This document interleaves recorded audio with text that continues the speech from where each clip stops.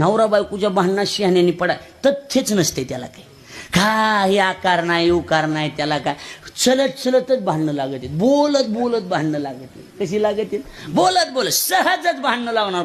काय असं काय नाही काय नाही, उगच भांडणं लागणे. अगं गोड बोलायलेत नवरा बायको, मस्त जेवायला वाढलंय आणि सहज नवरा म्हणला ह्याच्यात मीठ नाही जिबीला चावना. माझ्या जीबीला नीट बोल, तुला हिशोबान सांगायला लागला. हा काय करणार मग जीवत मारून टाक. हा मारा बरं. हा तुमच्या धमक काही तर मारा. तुला एका भाषेत आहे, तुम्हाला बी सांगायले.